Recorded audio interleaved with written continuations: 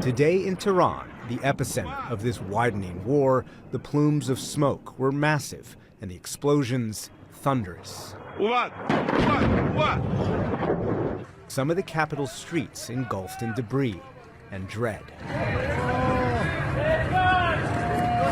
Entire buildings collapsed, a police station converted into a carcass. The Iranian Red Crescent Society says the war has killed more than 550. One explosion hit one of Tehran's most prominent hospitals.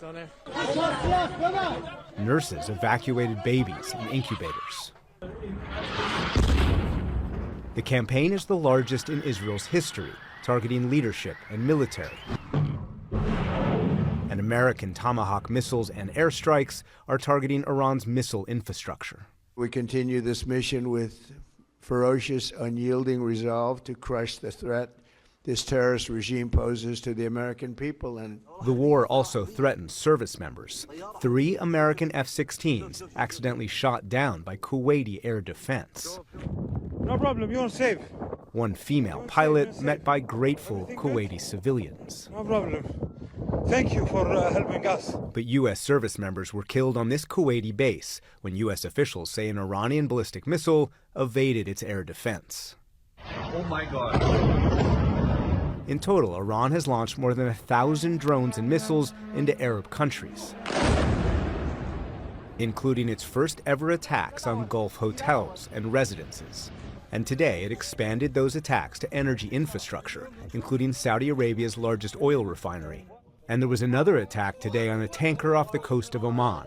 Today, Iran vowed to shut down the crucial Strait of Hormuz, through which roughly 1/5 of the world's oil is traded. And Israel expanded its own strikes into Lebanon after Iranian ally Hezbollah launched an attack into Israel. Israeli jets pounded Beirut, killing dozens and setting fire to residential buildings. Iran has launched hundreds of missiles and drones at Israel, including this attack on Saturday west of Jerusalem that killed 9.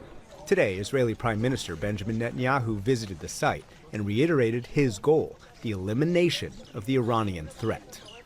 And if this regime, this terrorist regime of the kind we've never seen in the world, if they get nuclear weapons and the means to deliver them, ballistic missiles, intercontinental ballistic missiles, they will threaten all of humanity. At the Pentagon today, Secretary Pete Hegseth and Chairman of the Joint Chiefs Dan Kane made clear the U.S. military objectives were limited to Iran's missiles and drones and Navy. This operation is a clear, devastating, decisive mission. Destroy the missile threat, destroy the Navy, no nukes. Our mission is to protect and defend ourselves and together with our regional partners, prevent Iran from the ability to project power outside of its borders and be ready for follow-on actions as appropriate. they're never going to have a nuclear weapon. But at the White House, President Trump listed maximalist goals, including the destruction of Iran's missile capabilities, quote, annihilating their navy, preventing Iran from having a nuclear weapon, and blocking Iran's arming, funding, and directing regional proxies.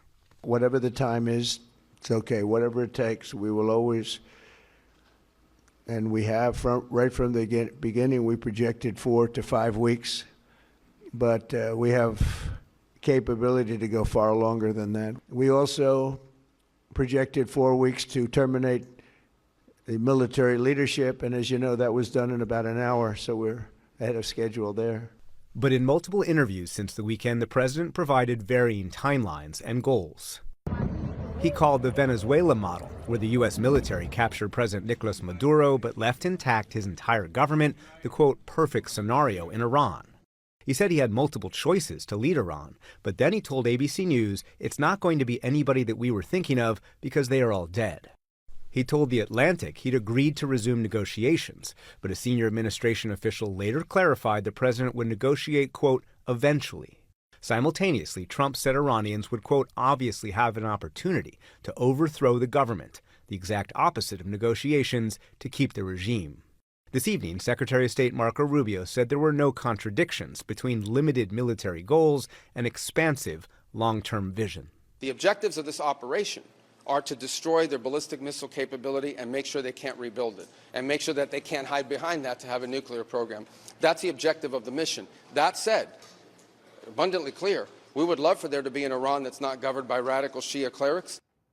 And tonight, President Trump warned in an interview with CNN that the biggest wave of U.S. strikes, Amna, is, quote, coming soon. Nick, tell us more about the goals of this war and some of those varying, contradicting statements you just laid out. What are U.S. officials telling you? So the key is what you just heard there from Rubio. The U.S. military is destroying Iran's missiles, drones, and Navy. Their mission stops there. U.S. officials reject the Colin Powell Pottery Barn model. If you break it, you own it. But the long-term goal is still regime change. So how do you square that circle? U.S. officials tell me by focusing on a change in the regime rather than a change of the regime. So if Iran gave in to all of the U.S. demands at the negotiating table, that would achieve U.S. goals. Or if the Iranian people overthrew the government in some kind of insurgency after the U.S.-Israeli military campaign, that would also achieve the goals. And here's the thing. U.S. officials I talk to say they don't have to choose between these two things. And that's extraordinary because on the one hand, you have relatively limited military goals for an operation. And on the other, you have this vision that would require some messy, likely long-term, very difficult insurgency, frankly, that the U.S. or Israel would have to keep going and fomenting. So that's the reality, though, Amna, of the Trump era. The president wants options, and so they believe they do not have to make the choice. And the criticism of that, of course, is that Iran shows no willingness to negotiate. And unless there's some kind of plan to help Iranians rise up, the mission will fail. Meanwhile, you have some new reporting on a key question in all of this, which is why the war started when it did. What have you learned? U.S. officials confirmed to me the U.S. intelligence community provided Israel the location of the supreme leader on Saturday morning alongside some of his most senior leaders. And so Israel started the war with an initial strike that hit that compound that we saw on Saturday. But Secretary of State Rubio today also argued essentially the opposite, that the U.S. didn't have a choice when to start the war because the military had to go when it did because of both Israeli and Iranian plans. We knew that there was going to be an Israeli action. We knew that that would precipitate an attack against American forces. And we knew that if we didn't preemptively go after them before they launched those attacks, we would suffer higher casualties and perhaps even higher those killed. And then we would all be here answering questions about why we knew that and didn't act.